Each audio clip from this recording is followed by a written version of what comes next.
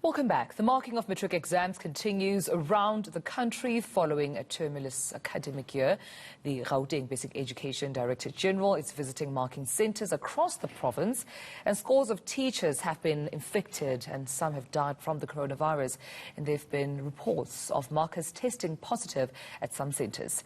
My colleague Tshegohacho Moagi is at Rand Girls High School following, of course, the story very closely. Colleague, a very warm good morning to you. I mean, the question around teachers still showing up is quite concerning, I can imagine, especially for pupils who want to receive the matric results at the stipulated time. What's the latest there for us? Well, absolutely, Dumelo. So it is quite imperative that this marking continues until about the 22nd of January. That's when the Department of Basic Education is expecting for marking to conclude. And of course, the markers, which forms most of the teachers in the country, are busy at the moment.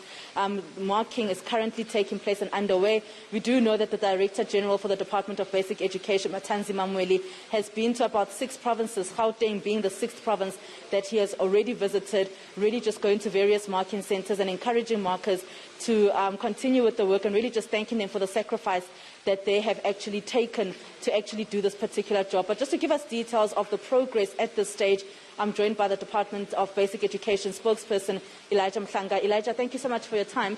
Just give us details of how things are going at the moment in all marking centres that you have visited with the DG. Good morning. Well, things are going fine. We say so because we have been to 6 provinces, and at each centre we find that there are people who are there who are working. They are marking, and things are going well, and there haven't reported any challenges. But what we are really monitoring when we go is to check on the compliance with the COVID-19 regulations in terms of health and safety. And we find that people are complying, but of course it's important that the DG goes around to remind them, especially the management of the centres, to make sure that all the time, all the markers are reminded of the strict adherence to safety protocols so that they can stay safe for the entire duration of the marking process, but also beyond that, because we want all our employees, all our colleagues to be safe and to be alive for as long as it is possible. Now, there are, of course, concerns in Limpopo at this stage of how markers are sleeping. Apparently, there's no facilities for them to actually bath, and there's no flushing toilets. What is the situation there? What do you know from what you've heard from your colleagues in Limpopo? Well, we have seen those images. Those images don't seem to belong to any centre. We don't know where they come from. It's actually very difficult to identify that particular place. As far as the accommodation is concerned, it is fully compliant with the COVID-19 protocols as laid out in the guidelines that have been given to all provinces to implement. So we are still investigating the origins of those images because they are misleading people at this point, and we are concerned by that because it could create unnecessary anxiety among the markers themselves who are in that area and their families, unnecessarily so. So we are going to investigate to find out exactly where that is coming from, but it is completely untrue. So, Elijah, we do know that some teachers could possibly test positive during this period, or some markers could test positive during this period. What is the plan going forward should that happen, and should a marker actually test positive at the particular centre that they are marking at?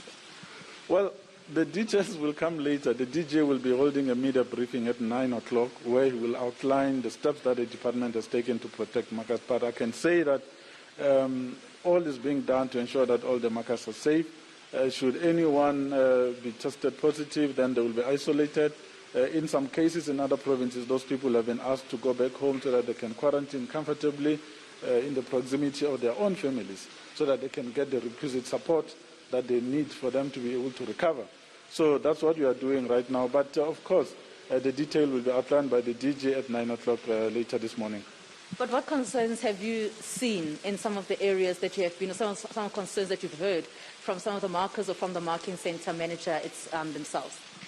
No, it's just compliance with wearing the mask, especially during the breaks, because that's where people take off their mask and they're having a drink and they're eating something and then they let their guard down. That's where things could possibly go wrong. So he has been reminding them to say, guys, please make sure that even during the breaks, you keep a very safe distance from each other, especially when you're chatting, when you're eating, when you're drinking something, because it shows that those particular incidents of relaxation and breaking from work could potentially be a problem.